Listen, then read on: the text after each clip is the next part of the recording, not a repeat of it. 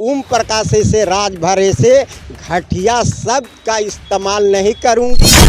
10 लाख रुपया तूने ले लिया ओम प्रकाश राजभर। ये दूर की बात छोड़ दीजिए, बहन बेटी को लोग छेड़खानी करते हैं, अच्छा बुरा करते हैं, हमको भी तकलीफ।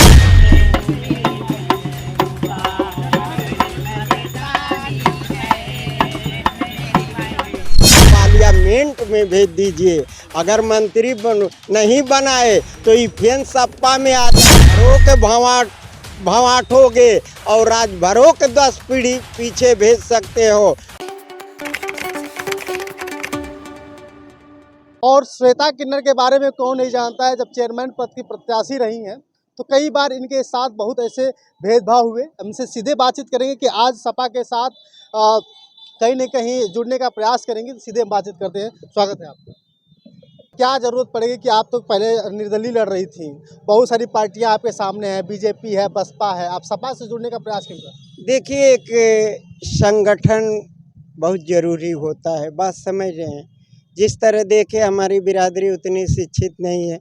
राजनीति के बहकावे में क्या हुआ, चलिए वो तो मेरे घर की बात है, मगर भारत स्वतंत्र देश में इस तरह का घिनौनी हरकत शर्मसार कर देने वाली चीज़ होती है, बात समझें। इसलिए आप सपा से जुड़ रहे हैं। जी, बीजेपी भी तो कई लोगों को ऐसे मदद करती है। क्या बीजेपी देख रहे हैं, बीजेपी की सरकार में जाति समीकरण चल रहा है, बात समझ रहे हैं। महंगाई कितने ऊंची स्तर पे चली गई, हाँ, जात देकर टार्चर हो रहा है। अभी हमारे पे जो हुआ ये ओम प्रकाश राजभर है या माननीय योगी आदित्यनाथ जी है, जिस तरह का घटना हुआ शर्मसार कर देने वाली चीज़ है। तो इसका जवाब जरूर लिया जाएगा, पूछूंगी। अभी चुनाव आने दीजिए। ओम प्रकाश राजभर हो या अरशद जमाल हो या नीलम सराफा हो। नेताजी, एक बात आपसे जानना चाहेंगे कि अभी आपने देखा होगा कि जो राजकल रोड फराटेदार जो 112 नंबर की गाड़ी चल रही है, 100 नंबर की गाड़ी चल रही थी, पहले सपा के सरकार में लॉन्च हुआ था। आज जो बेटियां सड़क पे उतर गई हैं, उस बेटियों के आज धरना प्रदर्शन कर रही हैं, आपको क्या लगता है इस सरकार से क्या दिक्कत? बहुत दिक्कत है। देखिए, ये 100 नंबर जो ऐलान किए थे ये माननीय अखिलेश जी ने किया था, बात समझ रहे हैं। तो अब इन्होंने 112 नंबर कर दिया, बात समझ रहे हैं। अगर देख लीजिए आप लोग तो इंडिया लेवल के हैं, इंडिया लेवल से आपका नेटवर्क रहता है। इनके सरकार में देख लीजिए, आप ही देख लीजिए, हमें समय आने दीजिए, हम तो हर प्रश्न का उत्तर लेंगे। आपको क्या लगता है इस सरकार की बात करें, जिस तरह से बेटी बचाओ बेटी पढ़ाओ का सम्मान दिया गया था, नारा दिया गया था, उस कहीं निकल पा रहा है? आप लोग सड़क पर घूम रही हैं, लोगों से बातचीत कर रही हैं? नहीं निकल रहा है। अभी देख लीजिए मणिपुर में क्या शर्मसार कर देने वाली चीज़ है। हमारे माननीय नरेंद्र मोदी जी, माननीय योगी आदित्यनाथ जी ने इस चीज़ पे अभी स्पष्ट बयान नहीं दिया, तो दुख तो है ही है, बात समझ रहे हैं। इनके पार्टी में देख लीजिए दल बदलू नेता जा रहे हैं। अभी दारा चौहान हो, ये ओम प्रकाश राजभर हो। अब बताइए ये भार किस पे पड़ेगी? अब बताइए, 1.5 साल इसकी क्या ख्वाब थी? हाँ, ये सब मलाई काटने गए हैं, बात मंत्री बनने जा रहे हैं। ये।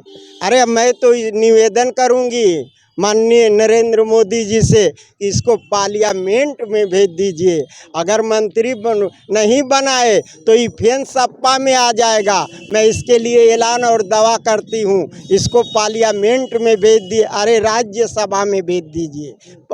तो चुनाव लड़ाना है तो इसको ओम प्रकाश राजभर को इस घोषी लोकसभा में भी भेज दीजिए। मैं उसको ऐलान करती हूँ। जिस तरह 2004 में भूतपूर्व प्रधानमंत्री स्वर्गीय चंद्रशेखर के खिलाफ चुनाव लड़ी थी, जो BBC लंदन, लखनऊ, दिल्ली, दूरदर्शन प्रतिदिन टीवी चैनल पर और प्रतिदिन अखबार में आता था।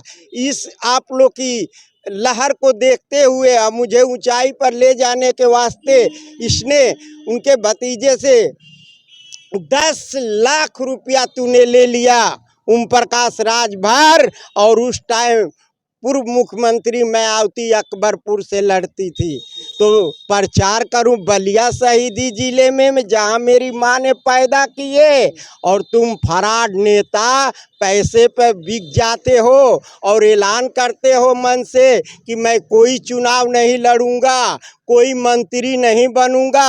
आज तेरा बेटा बेटी पतोई बहू दो दो लड़के लड़ रहे हैं, तुम राजभरों के भवाठोगे और राजभरों के 10 पीढ़ी पीछे भेज सकते हो।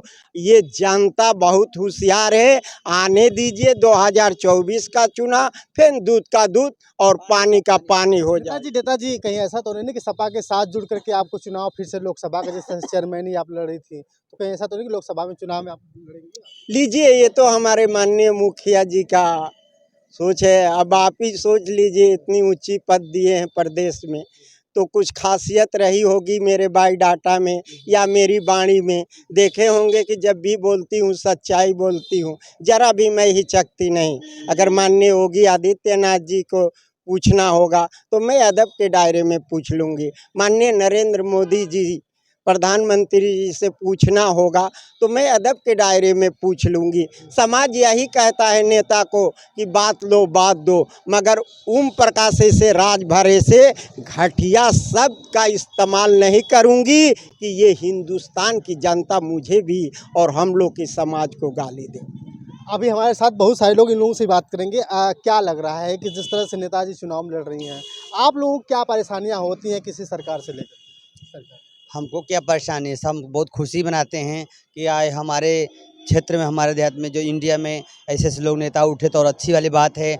और हम सोचेंगे, खुशी की बात हमारी है कि हमारे मऊ नाथभंजन में मेरे गुरु उठ रही हैं, श्वेता सुरेंद्र जी मेरे। हम तो मनाते हैं कि हमारी खुद जिनकी खुशी मेरी भी खुशी है। एक चीज़ और है कि जिस तरह से सरकार की बात करें तो सरकार में बहुत देखा जाता है कि दलितों के साथ शोषण होता है, ऐसा सुना गया। कई गरीबों के साथ शोषण हो रहा है। क्या आप लोगों के साथ ऐसी चीज़ें देखने को मिली? हाँ, हम तो देख ही रहे हैं। अभी मऊ में देख लीजिए, दूर की बात छोड़ दीजिए, बहन बेटी को लोग छेड़खानी करते हैं, अच्छा बुरा करते हैं, हमको भी तकलीफ होती है। मान लीजिए हमके यहाँ कमाना खाना है, सबको मोहब्बत प्यार हम लोग देते हैं, आशीर्वाद देते हैं, दुआ देते हैं, तो कोई बात हो हमसे कोई कहेगा कि अरे ऐसे ऐसे बात हुई तो हमको कष्ट नहीं होगा जब आप ही लोग कमाई खाना है हमको, तो यही बात है। कहीं न कहीं इन लोगों का एक सोच है कि अगर हम किसी पार्टी के साथ जुड़ करके अगर चुनाव लड़ें तो कहीं न कहीं लोगों की मदद हो सकती है। फिलहाल श्वेता सुरेंद्र जी सपा के साथ आज उपाध्यक्ष पद भी मिलने की आशंका है। तो सीधे बातचीत दिखाते रहेंगे। शुक्रिया, बहुत बहुत धन्यवाद।